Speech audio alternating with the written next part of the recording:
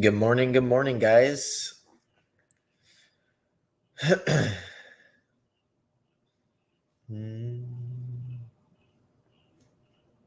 How are we doing this morning or this afternoon, where you're watching in the world? You guys know the normal routine. We are going to wait a few moments here. Going to build some audience. It's been a little over a month since I've done my last video. It's been a crazy last several weeks. Of just traveling, racing, prepping. So trying to catch back up here, give you guys some information, and get back to normal routine.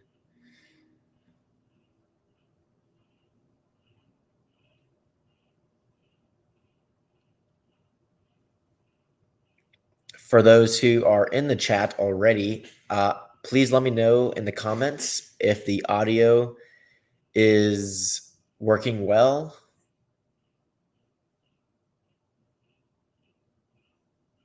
Can you guys hear me well? Let me know if the audio and camera is working. All right, audio is great. You're golden. Sweet. As always, gonna wait another moment or two. If you could, this doesn't take very long. If you guys could share this to your either racing page, that way that this can get out to as many people as possible. To your racer friends, we're gonna be talking about some 8-scale running, some 10-scale races coming up, carpet, dirt, a little bit of hobby action. Did a little dirt oval the other day. So that was fun. I need to go back real quickly and look on what exactly was the last topic or event that I stopped at, but I'm pretty sure I was able to get in talking about the Wicked Weekend, but I need to confirm that. So again, if you guys have any questions regarding any of the platform cars, for anything for that matter, any products, Hobbywing, J Concepts, Associated, whatever it may be, please don't hesitate to ask in the comments below. I'll go back, review them. I'll answer them live on the video for you guys. I know it's an early morning for some of you. Some of you are late night. So we'll try to make it as entertaining as possible. So looking back at my last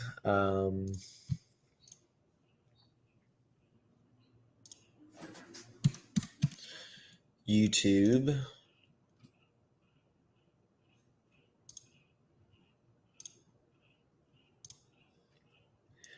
it looks like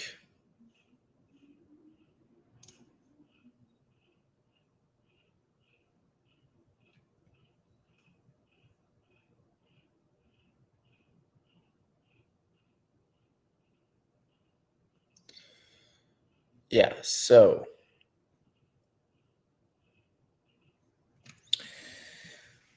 all right, we got enough people tuning in here as definitely thank you guys for that. And we're going to get right into it. So the last couple events that we were been going to or have gone to was obviously the 2024 ifmar World Championships. For those who watched on camera, never exactly really traveled to any different kind of surfaces. That was actually my third time going to Spain.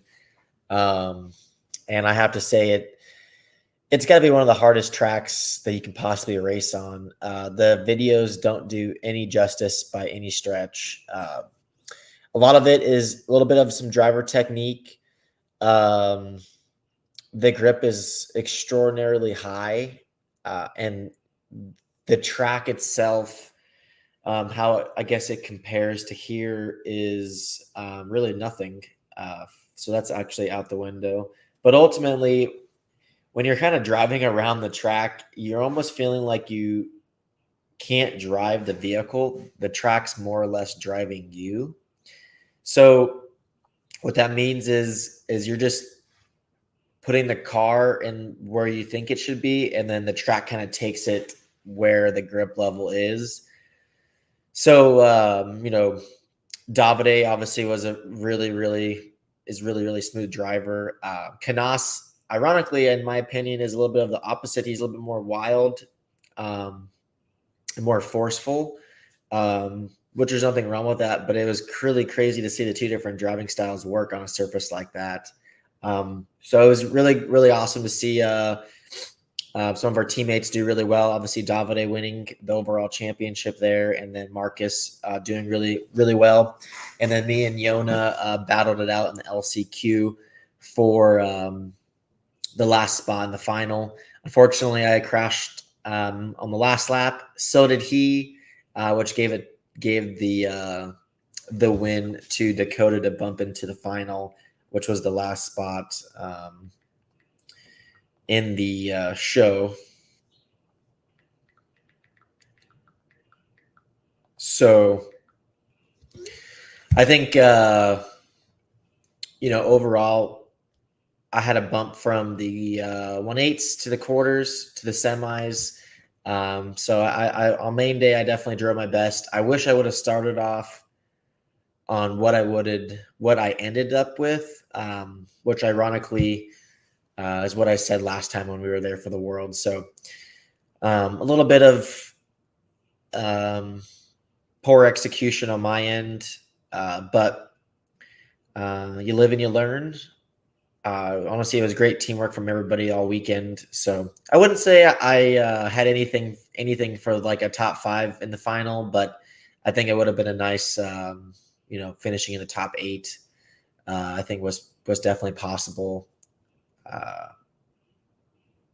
to achieve.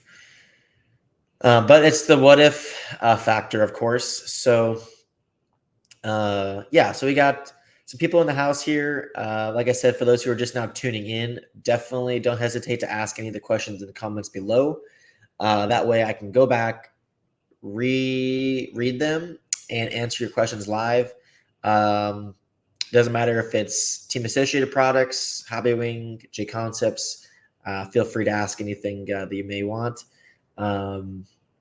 Today's video is just kind of talking about, August and a little bit of September's recap, and kind of going into some of my future events. As you can see on my pit table right here, I got my B7 completely in shambles. I'm kind of working on my car for my next event that I'm going to, which is a little bit of a surprise, but we'll kind of get into that in a bit. But kind of rebuilding a little bit. I got some new parts on there. So I'm really looking forward to showing off the bling bling once it's all finished.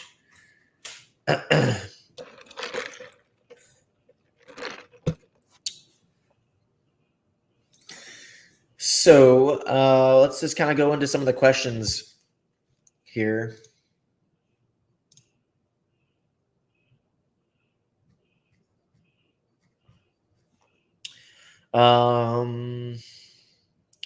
B7, what do you recommend for motor manufacturers? It's a great question. Obviously, I'm a representative for Hobbywing. To be honest with you, I definitely don't want to be a salesman here by any stretch, but it's pretty dang difficult to bet against anything Hobbywing related. Of course, you're going to have the specialty motor companies, whether it's R1 or Reedy, Exalts. But in the end, um, it's really difficult to get the kind of supports, the customer service support if there's an issue, and then reliability wise from Hobbywing. They are their own manufacturer. They make everything themselves. They actually make a lot of other people's items. So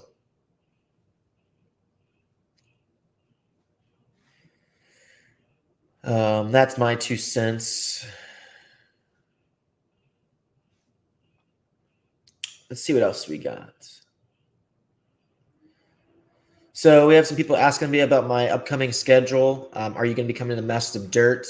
So my tentative schedule, actually, I'm going to be traveling to Island Speedway for a local Team Associate event that they're having, or a Team Associate to sponsor.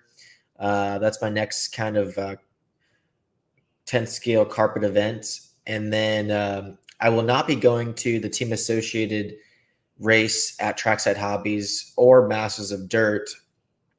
I will be going to AMS, which is after Masters of Dirt, and then back-to-back weekends is the Florida Carpet Champs in Florida. So that kind of is my like 3 events in that month category. The schedule is extremely busy. I've already been to Trackside Hobbies this year for the J Concept INS. I've already personally been to Beach RC this year for the Roar Nationals. So hitting up a couple of different tracks. I kind of struggled quite a bit with the driving and track at Island Speedway. So I kind of want to do a little bit of a regroup, relearn some stuff. We're going to be supporting that event pretty hard. The locals at Island Speedway are extremely nice and fun. The track's awesome. So looking forward to going back there, doing a little bit of some learning. I believe I'll be traveling with Kurt Wanger to that event, and that way kind of hit all cylinders, and then go to AMS, hoping for a better kind of 8-skill race. This year's 8-skills running has been extremely tough for a lot of people, including myself. We got a good baseline. To be honest with you, I feel like I haven't been able to take advantage of some of the opportunities. I've had some extremely bad luck, but honestly, it's racing. It's hard to kind of do well all the time. So definitely a lot of respect to those who are just continuously doing well in the 8-scale stuff, because you got a lot of variables: engines, car maintenance, tires. It's bizarre.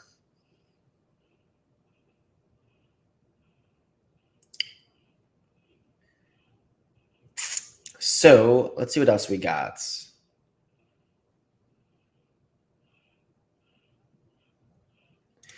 this is a good question here. What is one of the biggest differences of your car to get comfortable with Rev on track? I also heard that you had to change the way you would normally drive a nitro car. So, I mean, one of the initial things that kind of got a little out of hand originally from honestly a lot of drivers was, given that it was extremely high bite, people were just throwing the kitchen sink at going up on the differentials. And I learned pretty quickly, actually, I wouldn't say pretty quickly. I learned kind of midway through qualifying that I tried going up quite a bit in the front differential, but then I kind of realized that I didn't have any I couldn't get enough steering in the tight sections, so I had to drop the front diff back down to get the steering, and then we would go up on the center diff. But then when I go up on the center diff, under acceleration, the car was extremely hard to drive. It like loaded the car extremely weird, and then off power. I I didn't have that much steering, because when you go up in the center diff, when you let off the gas, the front tires don't free spin as much. So I ended up learning, and it was a suggestion from Kurt Wanger from back in the United States. Was he's like, well, maybe try completely switching to how the differentials work. Try making the front diff more like a spool. So go back up in the front diff, which is what I didn't like, but drop the center diff a significant amount to compensate. So keep the front diff thicker than what you have, thicker in that thick range where you didn't like, but then drop the center diff a lot lower than where you were. So at one point I was at 80K in the center diff, and then I ended up dropping my center diff from 80 to 30, and then going up to 30 in the front. 20K in the front with a super thick center diff seemed to be the best at that time. And then I ended up learning that I preferred and liked to get steering based off of the center diff being light and the front diff being thin. And that kind of helped with the power delivery, the, rounding corners a little bit more smoothly. So that was one of the biggest things that I learned there. I still heard definitely a lot of the other competitors that were running extremely thick diffs, like 100K in the front, 150 in the center. For whatever reason, the Associated car, it didn't seem like it liked it. Davide seemed to grasp on a little bit of what I kind of liked as well. He was extremely thick in the center diff, and didn't want his front diff as thick because he didn't have any steering. So that's what he ran through a lot of the practice and early qualifying. And then he ended up adjusting his center diff a lot back down, which ultimately I think helped him quite a bit. So that was one of the biggest things that we learned. The differentials was huge.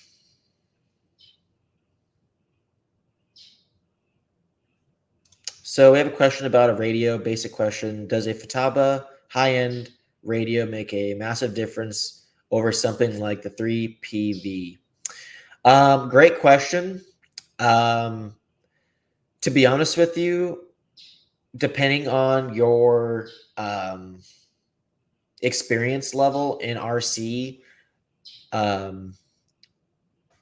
if it's pretty fresh, I don't think it's going to make much of a difference. The one thing I will say, just in general, with holding a lot of the different varies of levels of like the radios, the beginner ones, the more expensive ones, and the pro ones, so to speak. Holding them in your hand, I feel like makes the biggest difference. When I hold a cheaper radio, it feels just cheesy. It doesn't feel quite as comfortable. So, and just in general, the ergonomics of that, I feel, isn't nearly as good. With the other inexpensive radios, but there are, you get a lot of the main core settings that you need to adjust, like EPA, steering trim, curve. Those are like the main settings that you want to tune with on your off-road cars or on-road cars for racing, which the 3PV, I have that radio. I have that radio as a play radio for some of the RTR cars that I have. So in that formality, I think it's fine. But for sure, if you want your racing to go a little bit, have a higher level, you want to feel more in tune with your car, how it fits in your hands, definitely look into doing an upgrade. I definitely am not going to say if you go from the 3PV and you upgrade your radio and then you're expecting instant results. That's not going to be the case. It's going to take some time to relearn a little bit, and then you'll grasp on to how to then make your racing better by even the more settings. So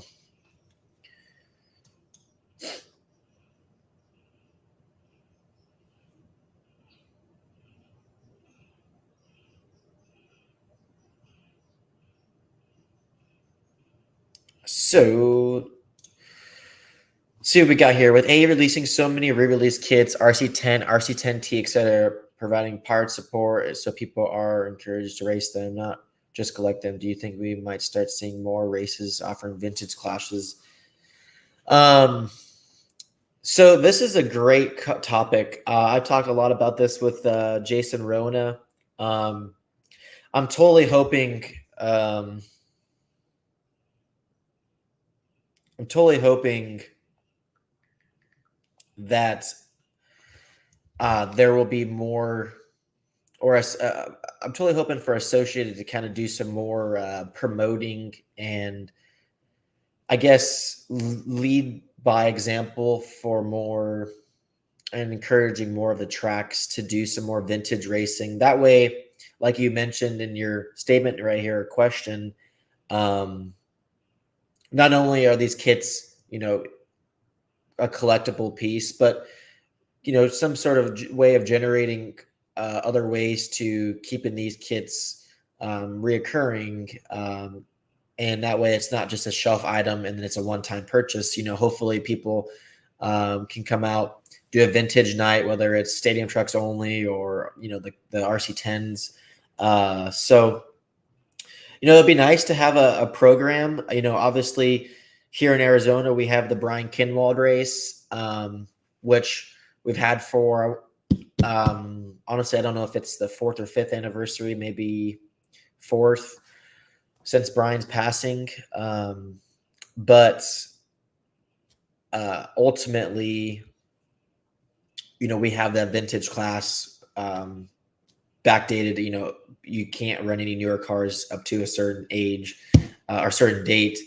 So, it would be cool to see, Trackside Hobbies, Hoosier, even some stuff on carpet, whatever it may be, or even stuff like in California at Hot Rod Hobbies, where it's like the old school dirt, or even like Joey Christensen. I know Rona mentioned probably the best of them all, suggesting an idea. So full credit to him. Joey the Dirt hosting on his mini dirt track a vintage classic or some sort of an event, getting all the old school racers to come in. So I think Associated can kind of work out something there. It's a challenging because you don't.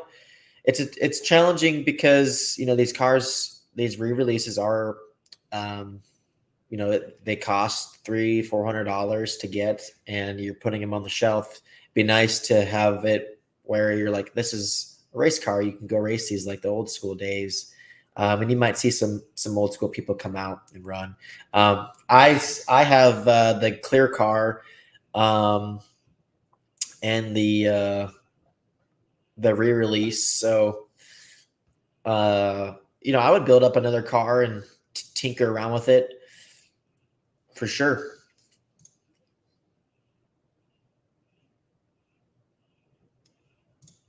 Jeff R. You run Hobby Wing ESC is extremely happy with it. Response and the smoothest.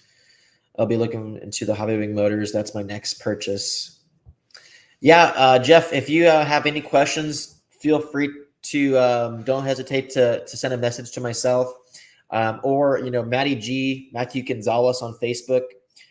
He's kind of our head guy in charge of a little bit of the team, a little bit of the racing stock spec stuff. He has quite a bit of knowledge on where to start with the timing, the gearing, what vehicle you're running, carpet or dirt, stadium truck or four-wheel drive, whatever it may be. He's the guy to go to with that. If you have any speed control questions, I'll be more than happy to help out on that end. So definitely pumped to hear you saying you're liking the items, the products. That's good to hear. RC Kevin in the house.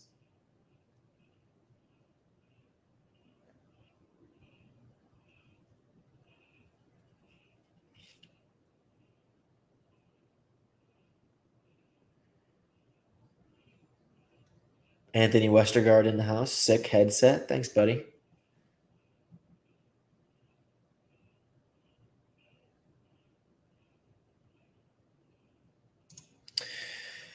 I love the variety of the AE products on it. I just wish the Nitro.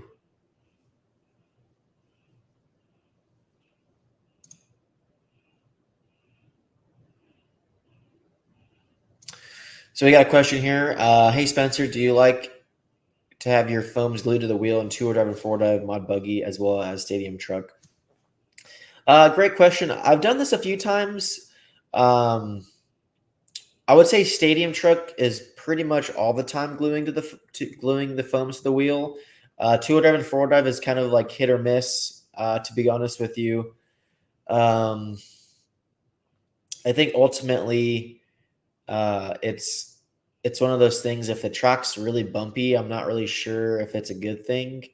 But if it's extremely smooth, um, then I can see it being good.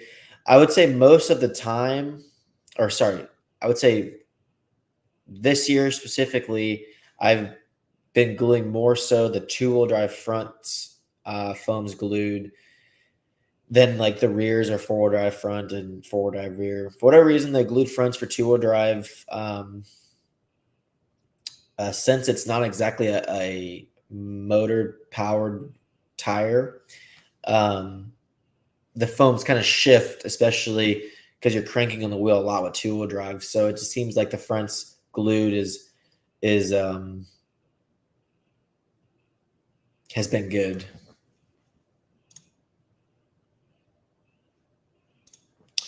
Are you running 10 gauge wire like Matty G was talking about? I'm personally am not. I run modified. I do know and have had experience over the years that the bigger the wire, the more kind of power or amp draw you get to that you can get. I can't say for sure that it's like super significant, but I have seen Matty G talk about the running the 10 gauge wire and has put it on some of the team guys' cars, and they says it's made some differences. But I can for sure tell you that I don't think the top drivers in stock. I don't think that's why they're winning. Personally, I think that they have to. You have to have moderate good power, and then ultimately you just have to drive it.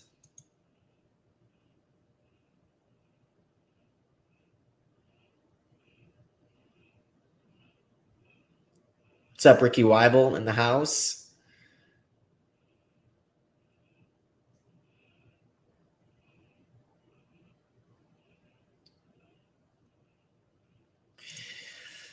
Yeah. So for those who talking about a little bit of the scheduling, I actually am going to be traveling to Australia in a couple weeks for a outdoor event. Gonna go hang out with the Andrew and the Monday, Andrew and Ray and his family. Looking forward to seeing everyone from down under. So definitely will be a good time there. I'm going to be traveling there with my dad.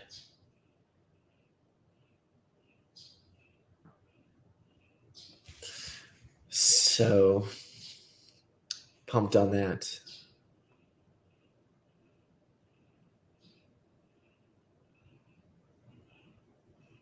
So gluing the foams on dirt oval, I'm pretty sure when I ran it the other day, I ran the foams glued. So for sure, it's a no-brainer.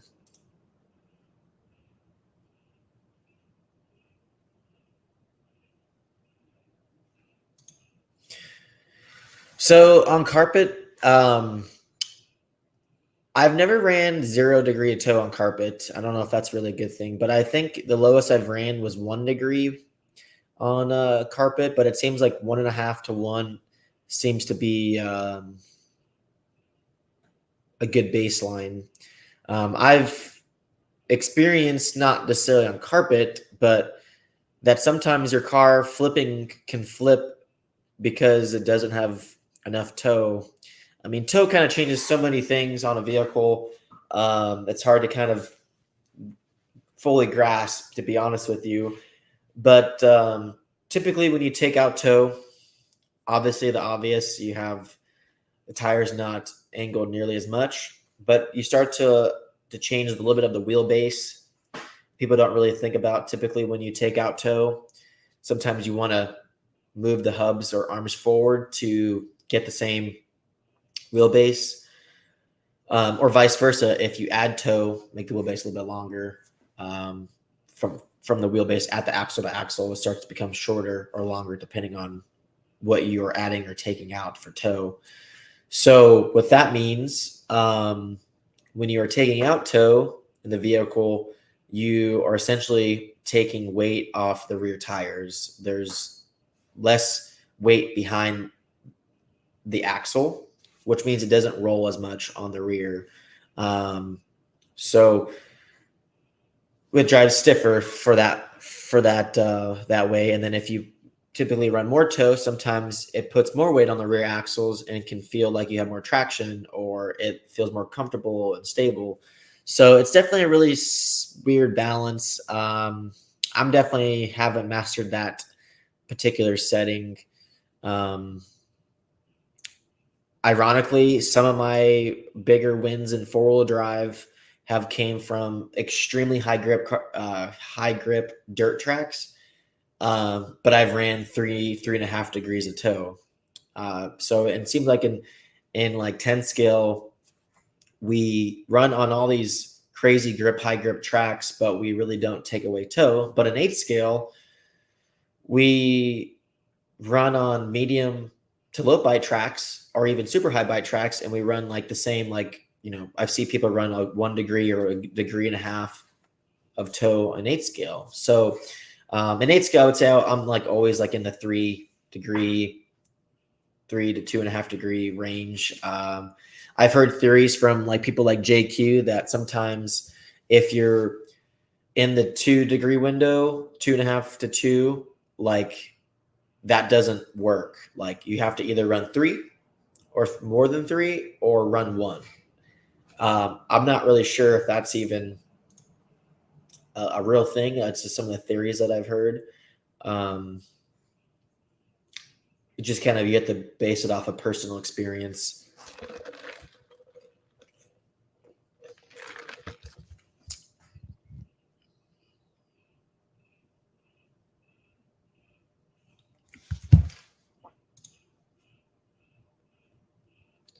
So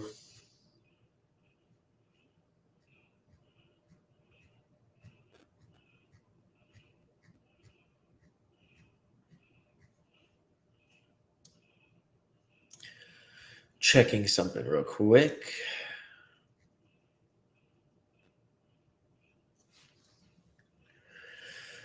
Awesome. So, what's up, Jared? Curious on what shock package ended up at the Worlds. What's stiffness and sway bars we're at. So we ended up running the Team Associate 8-hole tapered holes, which is Davide's kind of go-to all the time. 8-hole 1-2 front, 8-hole 1-3 rear, with the hard bladders, the honeycomb bladders. And then the sway bars that I ended up running was 2-3, 2-7. So nothing really super out of the ordinary there.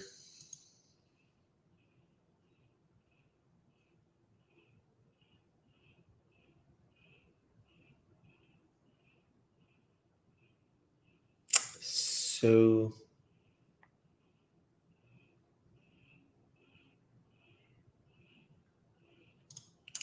we have Devin here. Hey, learned a lot from your content. Thanks.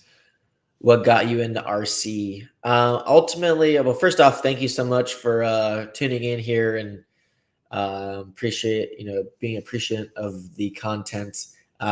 Definitely means a lot to hear that. I've gotten a lot of help in RC from many people watching videos online and just people at the track. So to give back is definitely is a must for me, and it's been great. How I got into RC, honestly, one of my neighbors, when I was like 8 or 9 years old, was driving around, ironically, a Gold Pan RC10 At the time, I didn't really know what that was, what the car was, but knowing what I know now, it was for sure an RC10. So as soon as I saw like the controller and then the antenna,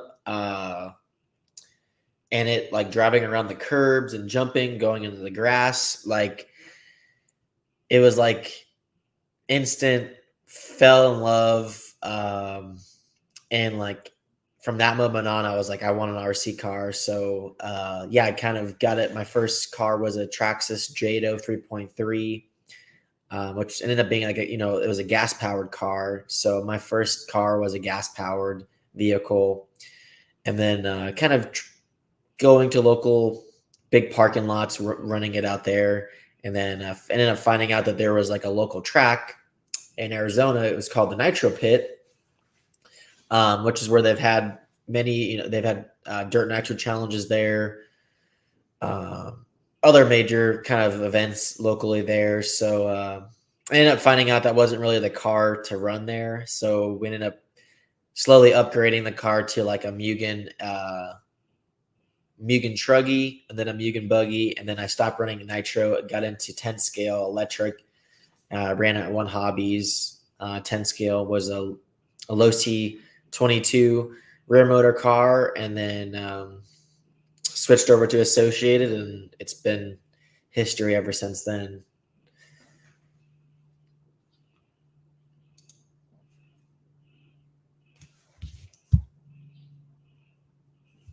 Um,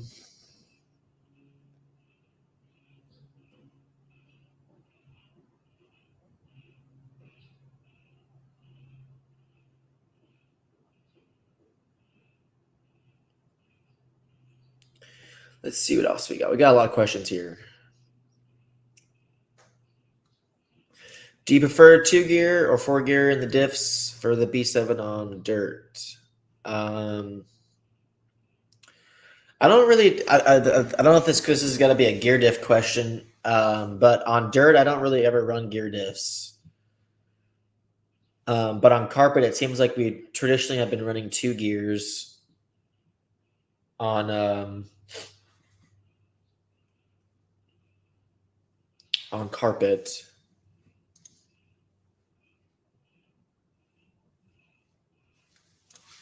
So great question. The diff package that I ran at Wicked Weekend, I have it right here. I'm going to pull it up on my computer.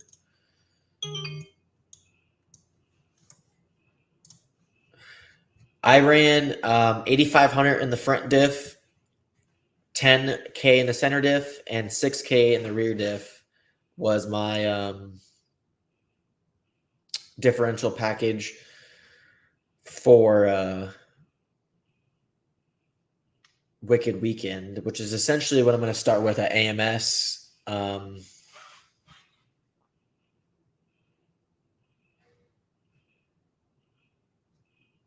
So looking forward to that.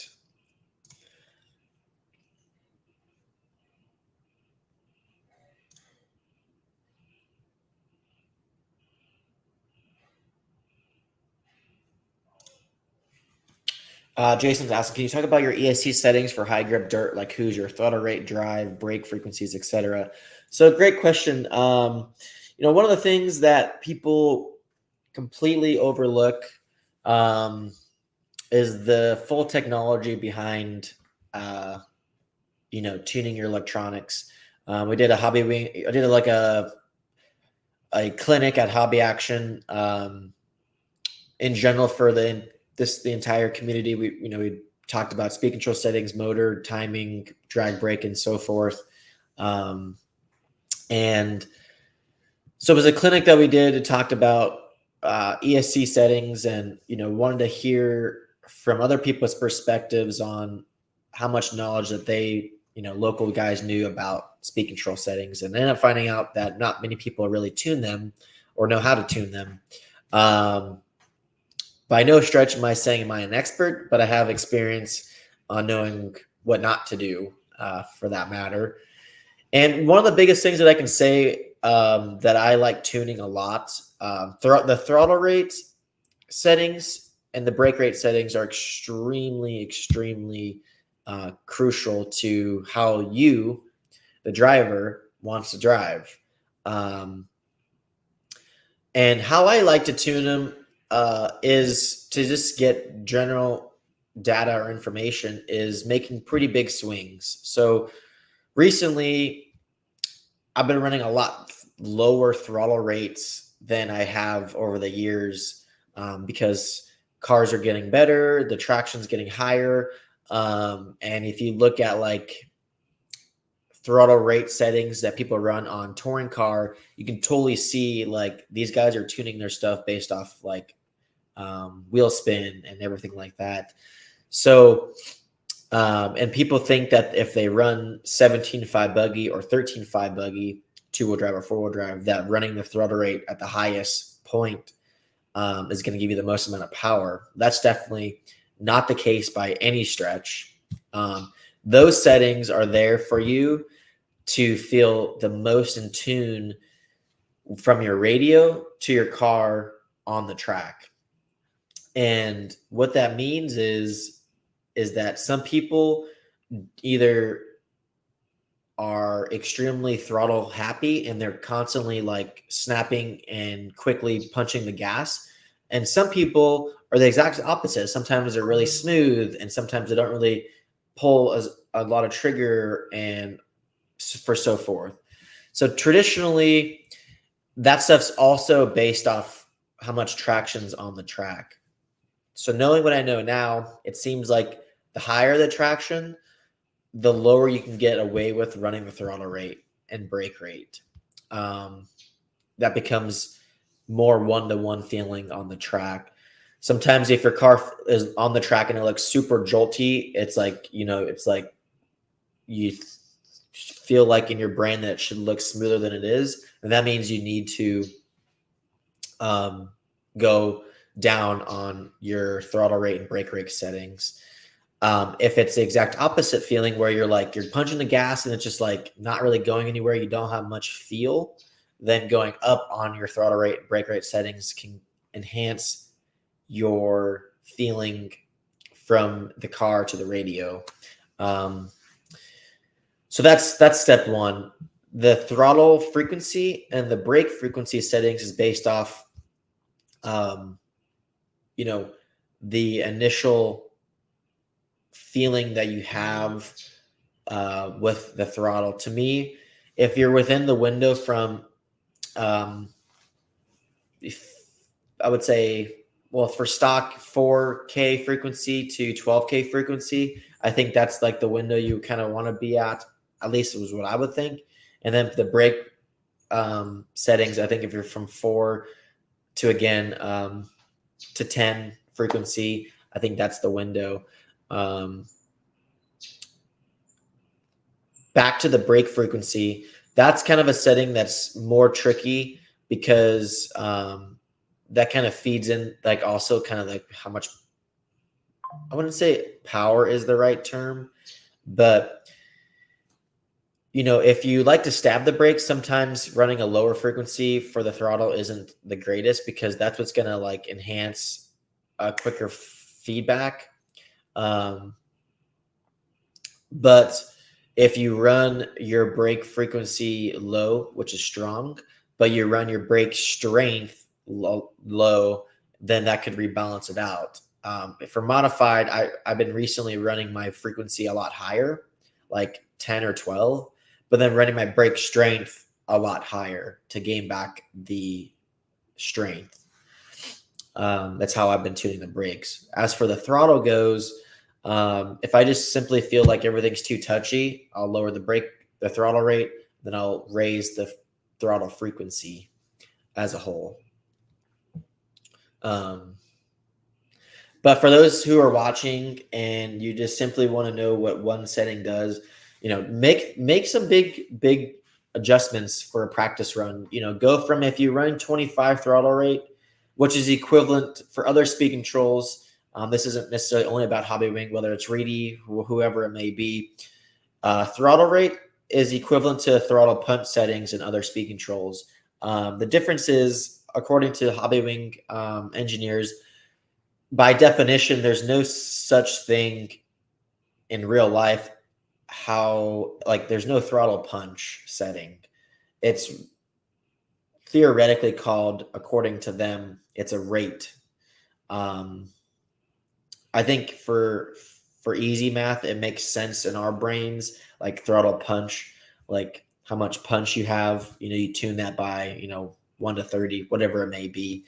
But going back to tuning, if 25 is your normal on your throttle punch, go to 15, drop it by 10, and just see what that does. And then you'll kind of know, like, oh wow, like this is a pretty big change. Um, you know, I can totally use this and I like that. And then you go to a different track and you're like, man, it doesn't really feel right. And then you go back to 25 and you're like, oh wow, okay, so this track has a lot less of something, grip or more grip, for your liking. Then that's how you tune it.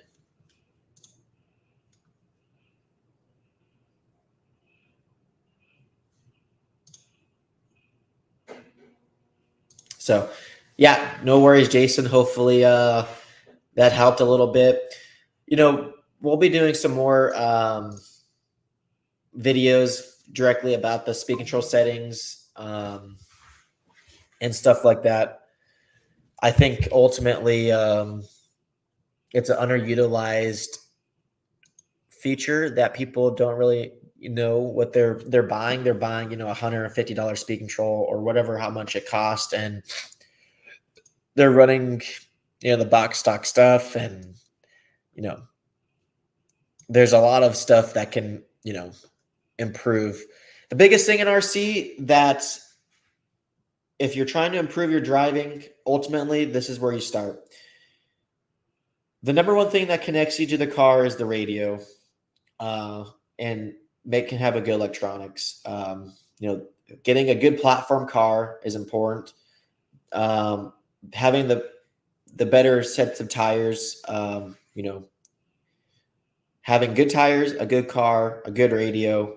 But if you really want to make a difference, is making sure that you feel as tuned in with your car as possible. And that's starting from the radio to electronics, and then tire, car. Those are the big five to really hone in on getting things better with your program. Because if you're not connected to your car and your car has it feels like it's doing things that it's not supposed to, I mean, I believe you. I don't think you're crazy. I think that it's probably happening. So if it feels broken, number one rule in RC is if it feels broken, it's probably broken.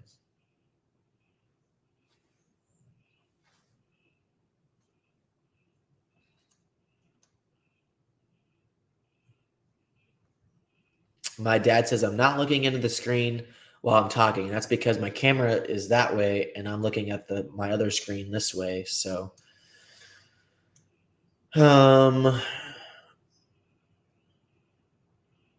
you think truggy can give you bad habits for buggy? Totally. I think that you definitely can drive the absolute piss out of a truggy. But a buggy, you kind of have to be meticulous.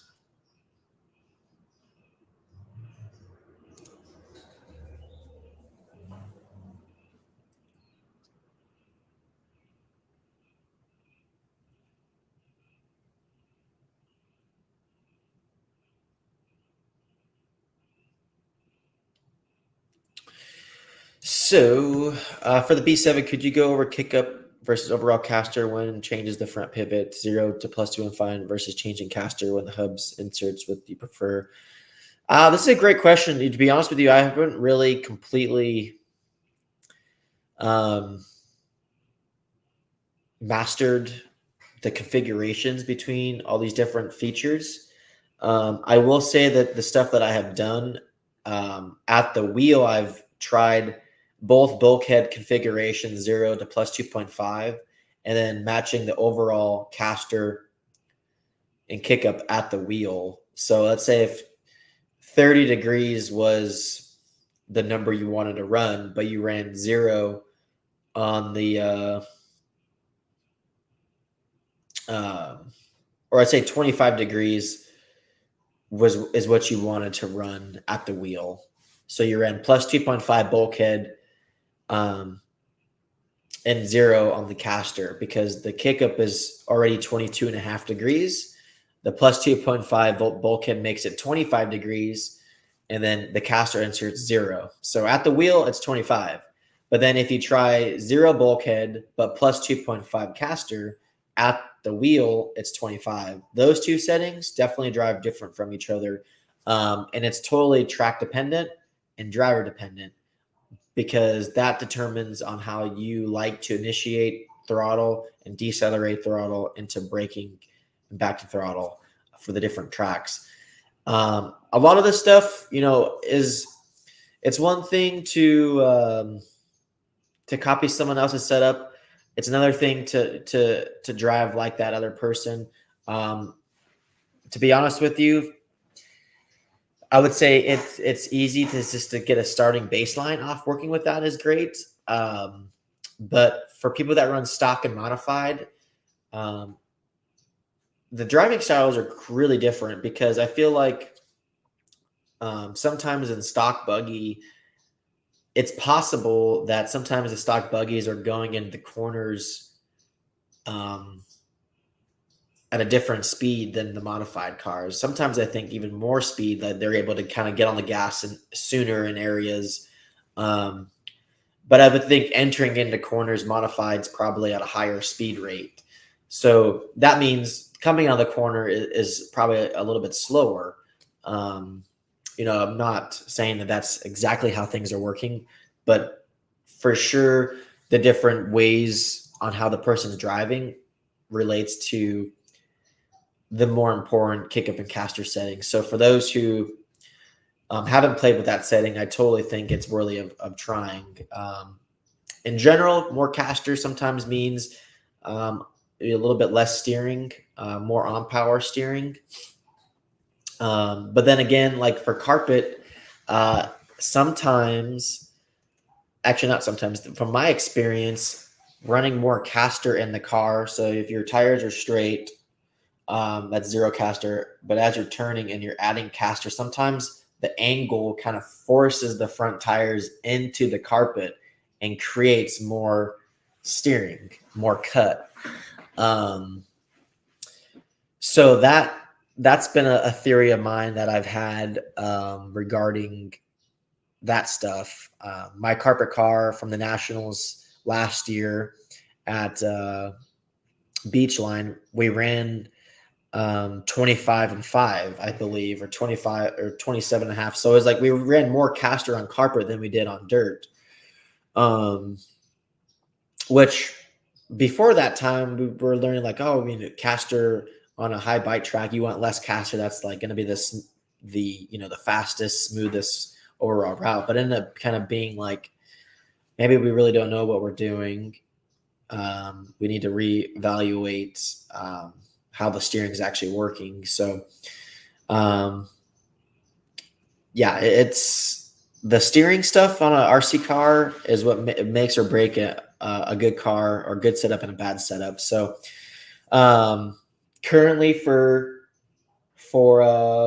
dirt, it seems like the plus 2.5 bulkhead and carpet and 0 caster has been pretty standard. I've tinkered around with the plus 2.5 caster blocks as well, insert. So a total of 27.5. Like again, it just depends on traction, track size, and track surface. So it's totally up in the air. It's more of a trial and error thing for sure.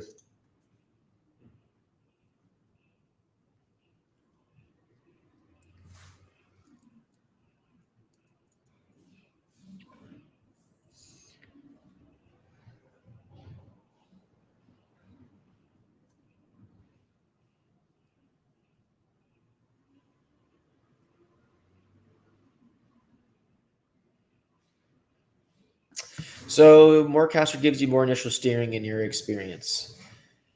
Um, Again, this is track dependent. I would say on carpet it maybe does, but on dirt it doesn't.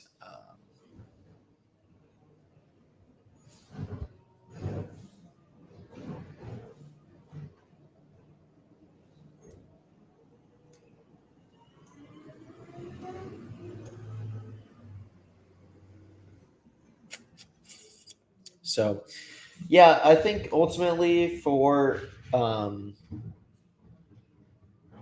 think ultimately with the steering stuff, it all plays into a factor on um, the surface that you're driving on. It seems from our recent findings that sometimes running more caster on carpet has been more beneficial. Um, Typically, if you add kickup into a car on high bite, it takes away a little bit steering, a little bit of some steering. Um,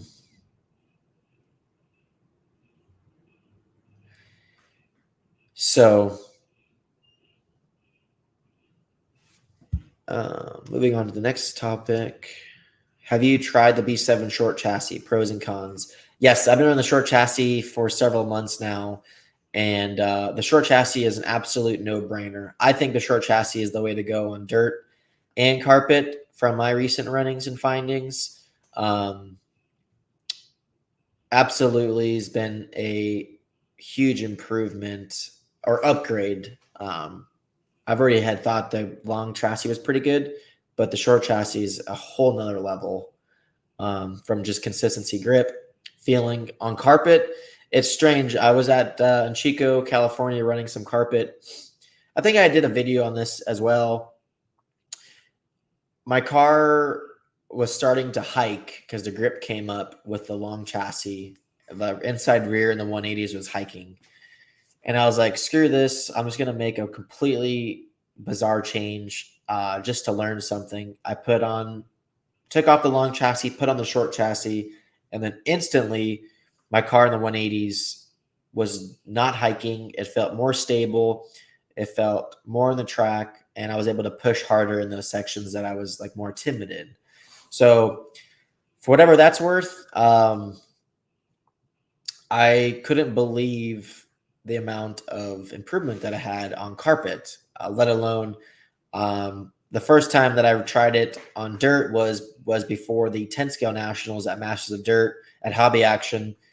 And Maytho and I were running at Hobby Action doing some practice before the nationals. And like he watched me change the chassis and he was like, holy cow, like that, like dropped several tenths on your hot lap, more grip, more usable steering. Of course, you know, I wouldn't be surprised if people had put it on and they're like, "Oh man, I'm not sure if it was better or not." But I know the B6 car dirt chassis was definitely shorter than the B7.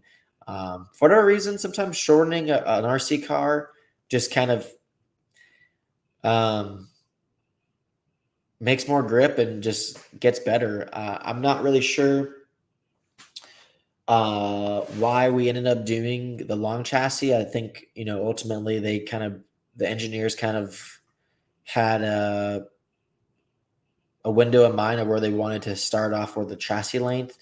Obviously with the B7 you have the ability to move the arms even more forward, so you can still shorten it that way, but obviously that's also changing a little bit of the dog bone sweep, and there's some other things changing. So the +4 chassis or the -4 chassis, the way you can identify it is right here.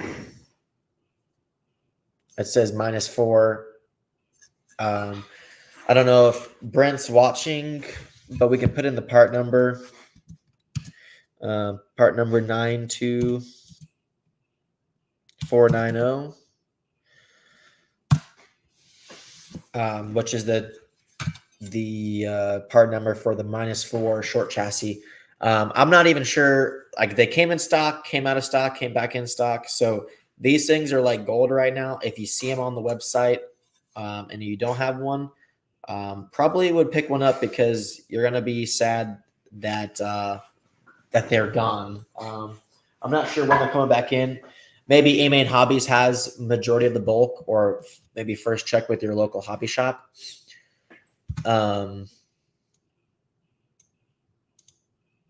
But that's seems to be one of the bigger upgrades that I've done. So, but yeah, it looks like we kind of answered everyone's questions. Anybody have any last minute questions you guys may have. I'm going to go eat some breakfast here soon. It's morning here in Arizona. I figured I'd want to get a video in for you guys. People that were watching from a little bit from Europe and here in the United States. Monday mornings are always tough for some people, so I figured I'd give you something cool to fun to watch. I know it's RC information, but hopefully this information helped you out as much as possible. Again, for those of you who are tuning in, thanks for the support. Give it a share to your local buddies or a local RC page. That helps out my channel and YouTube out. Yeah, gonna get back to wrenching here. And once again, guys, thanks for tuning in. And I'll see you guys on the next one.